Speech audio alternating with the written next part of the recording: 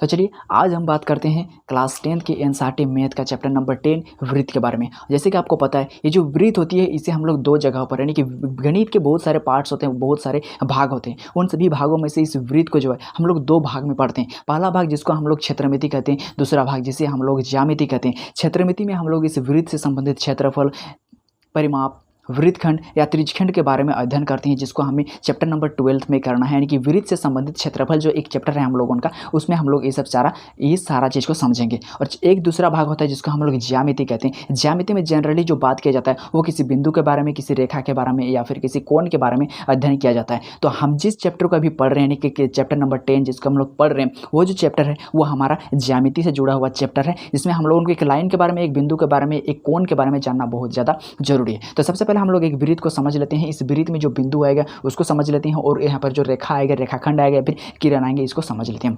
तो सबसे पहले बिंदु यहाँ पर दिख रहा है आपको, बिंदु से छोटा सा डॉट को ही क्या कहते हैं, बिंदु कहते हैं।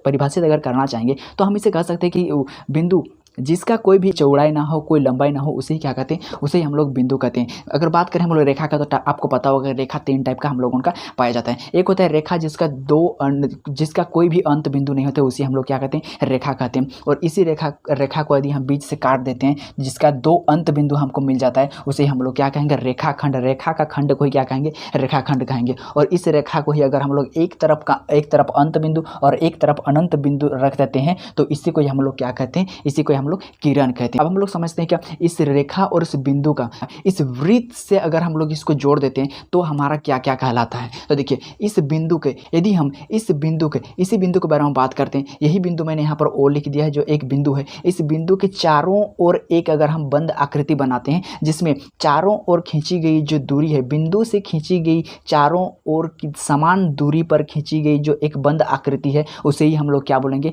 वृत्त बोलेंगे। परिभाषित करना चाहेंगे तो हम इसको इस प्रकार से कह सकते हैं कि किसी वृत्त के चारों ओर समान दूरी पर खींच करके बनाया गया एक बंद आकृति को हम लोग क्या कह सकते हैं, उसे हम लोग वृत्त कह सकते हैं। और इस वृत्त को जो हम लोग समान दूरी के बारे में बात कर रहे हैं केंद्र से, इसे हम लोग क्या नाम देते हैं, इसे हम लोग त्रिज्या के नाम से जानते हैं। यदि हम इस रेखा का एक टुकड़ा, जिसको हम लोग रेखाखंड कहते हैं, उस रेखाखंड को यदि हम इस वृत्त के 2 बिंदु पर टच करा देते हैं, तो इसी रेखाखंड को इस वृत्त पर हम लोग क्या कहेंगे, इसी रेखाखंड को इस वृत्त पर हम लोग कहेंगे उसे जीवा के नाम से जानते हैं। इस प्रकार से हम ये जो जीवा होती है, उस जीवा को इस वृत्त के हर एक जगह पर, यानी कि यहाँ से यहाँ भी खींच सकते हैं, यहाँ से यहाँ भी, यानी कि बहुत सारा जीवाएं हम यहाँ पर इस वृत्त में खींच सकते हैं। तो इन बहुत सारे जीवाओं में जो सबसे बड़ी जीवा होती है, उसे ही हम लोग वृत्त का व्यास के नाम से जानते हैं, डायमीटर के नाम से जानते हैं। तो आपको पता चलेगा कि वृत्त का व्यास क्या होती है। वृत्त का व्यास उसे ही कहते हैं जो वृत्त का सबसे बड़ी जीवा होती है, उसे ही क्या कहते हैं, वृत्त का व्यास कहते हैं। और त्रिज्या किसको कहते हैं, तो वृत्त के केंद्र से वृत्त के किनारे जो होती है, यानी कि वृत्त के पर एक बिंदु पर से खींचा गया जो दूरी होती है, उसे ही क्या कहते हैं, वृत्त के त्रिज्या कहा जाता है। अब हम लोग आगे समझते हैं। चलिए इस वृत्त को, एक बिंदु को और इस रेखा को लेते हुए एक वृत्त में क्या क्या चीज़ को हमको पढ़ना पड़ता है। जब भी कोई रेखा आता है और एक वृत्त आता है, इस रेखा को और वृत्त को, यदि हम इस रेखा को एक वृत्त के किसी एक बिंदु से होते हुए टच करता हुआ अगर उसको हम पार कर देते हैं, निकाल देते हैं, तो इसी रेखा को हम लोग क्या कहेंगे, इस सिंपल सी रेखा को हम लोग सिंपल रेखा ना कहेंगे, अब हम लोग स्पर्श रेखा कहते हैं। स्पर्श का मतलब होता है छूना, तो छूते हुए जाती हुई रेखा को हम लोग क्या बोलेंगे, उसे हम लोग बोलेंगे स्पर्श रेखा कहेंगे। और इस वृत्त को जिस बिंदु पर टच करता है, जिस बिंदु पर इसको छूता है, उसे ही क्या कहते हैं, स्पर्श रेखा कहते हैं। इसे हम लोग किताबी भाषा में बोल सकते हैं कि कोई रेखा और एक वृत्त के उभयनिष्ठ बिंदु को ही क्या कहते हैं, स्पर्श बिंदु कह सकते हैं। या फिर हम अपने भाषा में बोल सकते हैं, जब कोई रेखा किसी वृत्त के एक बिंदु पर से छूता हुआ निकल जाता है, उसे ही क्या कहते हैं, स्पर्श रेखा कहते हैं। तो यह रेखा जब छूता हुआ निकल जाता है तो उसे स्पर्श रेखा कहते हैं। उसी प्रकार से यदि यह रेखा किसी वृत्त को छूते हुए ना बल करके 2 बिंदुओं से होते हुए चीरता हुआ निकल जाता है, यानी कि यह रेखा उस वृत्त को यदि छेद करता हुआ निकल जाता है, तो इसी स्पर्श रेखा को स्पर्श रेखा ना कहते हुए इसे हम लोग क्या कहेंगे, छेदक रेखा कहेंगे। छेद करता हुआ निकल अगर जा रहा है तो उसे ही क्या कहते हैं, छेदक रेखा कहते हैं। ये याद रखना है। और साथ में हमें यह भी याद रखना है कि कोई भी वृत्त हो, इनमें से हमें बहुत सारा अनंत स्पर्श रेखाएं खींची जा सकती है। आप चाहेंगे तो यहाँ से भी स्पर्श रेखा खींचा जा सकता है, यहाँ से भी स्पर्श रेखा खींचा जा सकता है, और यहाँ से भी ऐसा करते हैं हम लोग, बहुत सारा स्पर्श रेखा खींच सकते हैं। लेकिन साथ में आपको यह भी याद रखना है कि हम जो स्पर्श रेखा खींच रहे हैं, इनमें से कितनों भी स्पर्श रेखा खींच लें वो दो ही ऐसे स्पर्श रेखा होंगे जो एक दूसरे का समांतर होगी, जिसमें पी क्यू और बी और सी यदि दो ही ऐसा एक दूसरे को अपोजिट होंगे जो स्पर्श रेखा होंगी जो एक दूसरे का समांतर होती है। ठीक है, ये चीज़ हमको साथ में याद रखना। हमें एक और बात को जानना पड़ता है हमारे 10.1 में, यानी कि 10.1 के प्रश्नों को हल करने के लिए हमें एक और चीज़ को जानने की जरूरत पड़ता है, और वो क्या है कि यदि हम इस वृत्त की जो त्रिज्या होती है ओ से वृत्त पर एक खींचा गया बिंदु ए है, वृत्त की त्रिज्या ओ ए, यानी कि ओ से एक रेखा खींचा गया है ए तक, इसी ए पर यदि हम एक स्पर्श रेखा भी खींच देते हैं तो यह जो स्पर्श रेखा होगी, ये जो स्पर्श रेखा और ये जो मेरा त्रिज्या है ये आपस में लंबवत होगी। लंबवत होगी कहने का मतलब ये है, यानी कि वृत्त के केंद्र से खींची गई रेखा जिसको हम लोग त्रिज्या कहते हैं, वो वृत्त के जिस बिंदु पर छू रही है उसी बिंदु पर यदि हम एक स्पर्श रेखा खींचते हैं तो स्पर्श रेखा और उस त्रिज्या के बीच बनने वाला जो कोण होती है वो समकोण होती है, वो 90 डिग्री का होता है। ये चीज़ आपको याद रखना है, ये चीज़ आपको याद रखना है। वृत्त की त्रिज्या और स्पर्श रेखा यदि एक ही बिंदु को टच करती है तो उस पर जो है एक 90 डिग्री का कोण बनता है। और यदि हम इस रेखा को ए और बी नाम देते हैं, इस प्रकार यदि हम इस रेखा को ए और बी नाम देते हैं और यदि हम इसे इस प्रकार से यदि हम यहाँ से हम एक समकोण त्रिभुज का भी निर्माण कर सकते हैं। मान लेते हैं यहाँ से एक डॉट डॉट करके हम क्या करते हैं, वृत्त के बाहर एक बिंदु यहाँ पर एम लिख देते हैं, तो इस प्रकार से इसको हम लोग नाम देते हैं पी लिख देते हैं, इसको हम लोग पी ओ ए पी।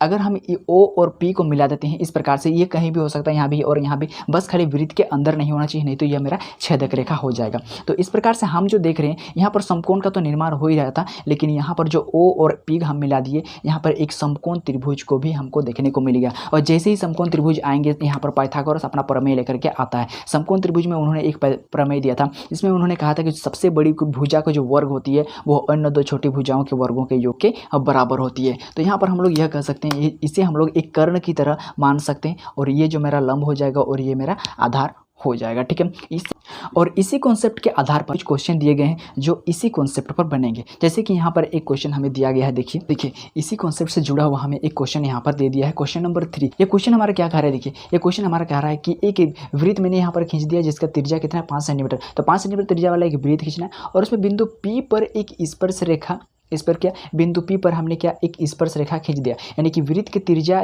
वृत्त केंद्र से वृत्त एक रेखा जो खींचा गया, जिस बिंदु पर खींचा गया जिसको त्रिज्या कहते हैं, उसी बिंदु से होते हुए एक हम लोग क्या स्पर्श रेखा भी खींच दिए, स्पर्श रेखा भी खींच दिए। और स्पर्श रेखा अगर उसी बिंदु से खींचा जाता है तो ये कहता है कि ये दोनों के बीच के जो एंगल होगी वो 90 डिग्री का होगा, वो 90 डिग्री का होगा। तो हमने खींच दिया यहाँ पर। चलिए अब क्या आगे क्या कर रहा है, वृत्त के केंद्र O से जाने वाली एक रेखा से बिंदु Q पर इस प्रकार मिलती है, बिंदु O से बिंदु Q पर इस प्रकार से मिलती है कि Q और O की जो दूरी है वो 12 सेंटीमीटर है। तो हमें Q और P यानी कि P और Q के बीच की दूरी को ज्ञात करना है, जिसमें ऑप्शन हमारा इस प्रकार से दिया हुआ है। तो इसको हम लोग बनाएंगे किस प्रकार से, इसी कॉन्सेप्ट के द्वारा हम बनाएंगे। चूंकि यहाँ पर हम लोग देख रहे हैं एक समकोण त्रिभुज का निर्माण हो रहा है। यदि हम एक बिंदु यानी कि वृत्त के केंद्र से होकर के वृत्त से पार जा करके यदि हम एक बिंदु लेते हैं, यदि हम एक बिंदु P लेते हैं और यदि हम इस बिंदु से इस बिंदु के बीच की को मिला देते हैं और बिंदु को मिला देते हैं तो OP यानी OAP जो है एक समकोण त्रिभुज का निर्माण कर रहा है। और जहाँ पर समकोण त्रिभुज आ जाता है वहीं पर मेरा पाइथागोरस आता है और पाइथागोरस अपना प्रमेय देता है। पाइथागोरस का प्रमेय क्या कहता है कि सबसे बड़ी किसी भी समकोण त्रिभुज का सबसे बड़ी भुजा का जो वर्ग होती है वह अन्य दो छोटी भुजाओं के वर्गों के योग के बराबर होती है। तो इसी कॉन्सेप्ट को जानने के बाद हम कह सकते हैं यदि किसी वृत्त पर से वृत्त की त्रिज्या की बिंदु और स्पर्श रेखा का बिंदु यदि एक ही हो, यानी कि स्पर्श बिंदु भी एक ही हो, तो वह जो है कितना डिग्री का कोण बनाती है, 90 डिग्री का कोण बनाती है। मतलब POQ है एक समकोण त्रिभुज है। तो इस समकोण त्रिभुज में हम लोग कह सकते हैं कि समकोण त्रिभुज